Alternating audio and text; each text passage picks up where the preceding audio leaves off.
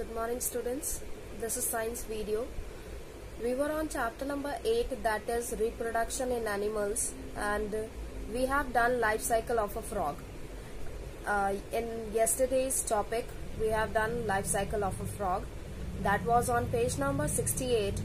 Today we are going to start with the new topic, that is fish and reptiles, that is on page number 69 in your science book. So in this topic we are going to learn something about fish, that how they survive in the water, how they lay eggs, how their baby fish survive inside the water, how they get food, how they protect from the big fish, because big fish eat the smaller fish, so how they are protecting themselves from the bigger fish.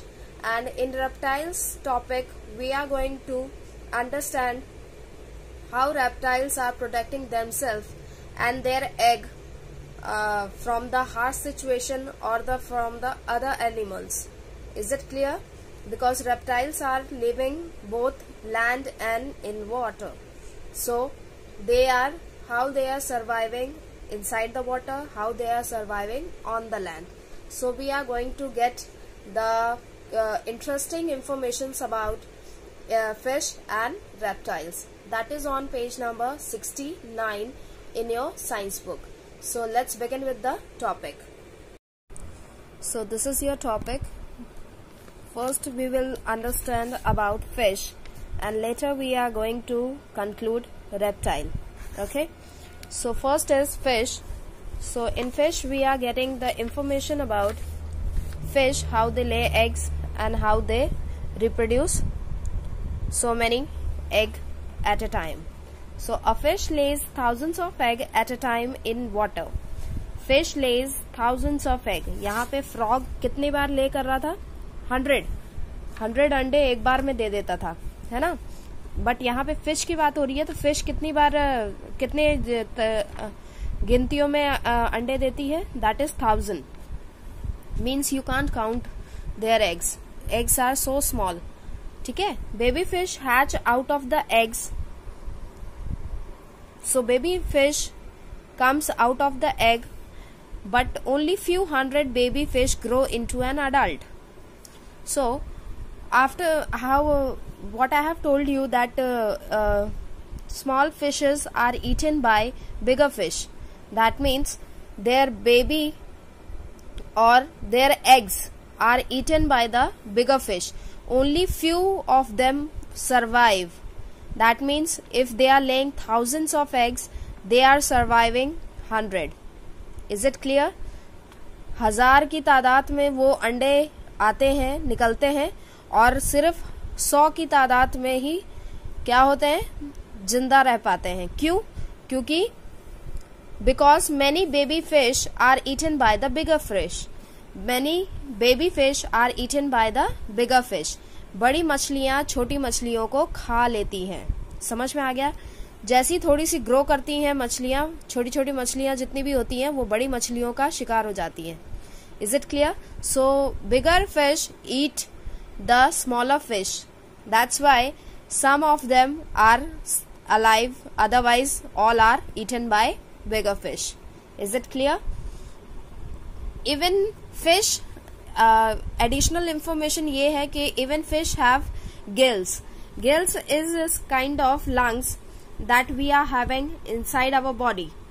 Human being के पास lungs होते हैं, लेकिन fish के पास gills होते हैं. So gills क्या करते हैं? fish को ऑक्सीजन देने में मदद करते हैं. पानी के साथ ऑक्सीजन, समझ रहे हो?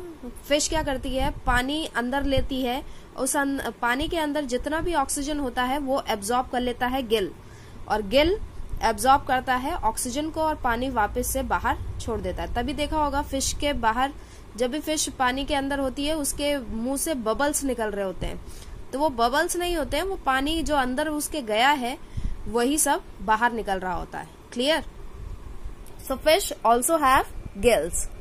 So this is all about fish.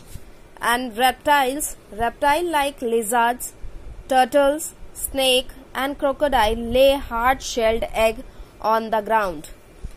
ये lizard आपने देखा होगा छिपकली, टर्टल्स, आपके कछुए दोनों जगह रहते हैं, लैंड में भी और वाटर में भी. So they are surviving on both the sources, that is water and land. Snakes, as you can see, snakes are also living in water as well as on land. Crocodile always live on the bank of the river or the lake.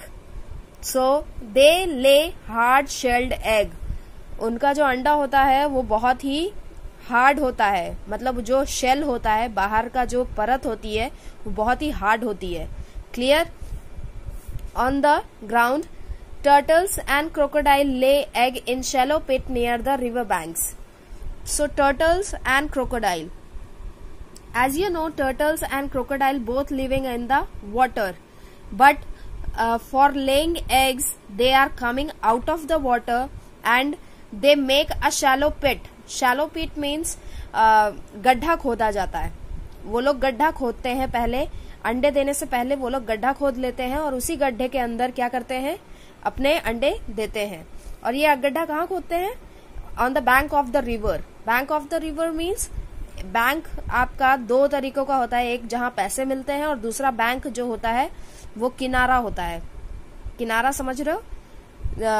River के आसपास जितनी भी जमीन होगी वो सब किनारा माना जाता है. सो Turtles and crocodile lay eggs in shallow pit near the river banks. वो shallow pit बनाते हैं, गड्ढा खोदते हैं और फिर उसके अंदर ही अपने अंडों को निकालते हैं. Many eggs are eaten up by the other animals. Many eggs are eaten up by the other animals. Obvious सी बात है, जब अगर जंगल में है ये सब तो और भी जानवर होंगे, और भी जानवर हैं तो वो क्या कर रहे हैं? They are eating up their eggs. वो लोग हमेशा तो उनके पास नहीं रहते हैं, अंडों के पास. वो ले करते हैं एग और फिर चले जाते हैं पानी के अंदर. लेकिन उनके जो एग हैं उनको सिक्योर कौन करता है? उनको सिक्योर कोई नहीं कर पाता है, क्योंकि वो कभी कभी ही आते हैं. और कभी कभी आने से क्या होता है, उनके जो अंडे हैं वो दूसरे एनिमल्स खा लेते हैं. कभी कभी बहुत रेयर है कि उनके अंडे बच जाएं. So only few egg get warmth from the heat of the sun and hatch. इनके में इंक्यूबेशन नहीं होता है, ये लोग अपने अंडों के ऊपर नहीं बैठते हैं. इनकी जो गर्माहट होती है अंडों के ऊपर देने की वो किससे मिलती है? सन से मिलती है. Clear? So they are getting warmth from the sun and then get hatched. Hatched means वापस से जब मैच्योर हो जाता है अंडा तो फिर वो क्रैक होता है और उसके अंदर से बेबी क्रोकोडाइल या फिर बेबी टर्टल निकलता है. Clear? So this is all about fish and reptiles. Tomorrow we are going to start with the exercise that is fill in the blanks, and hopefully we are going to start with the mammals, that animal give birth to the babies. Clear? That is on page number 69. If you have any doubt in this fish and reptiles, you can ask me in the WhatsApp. Thank you so much.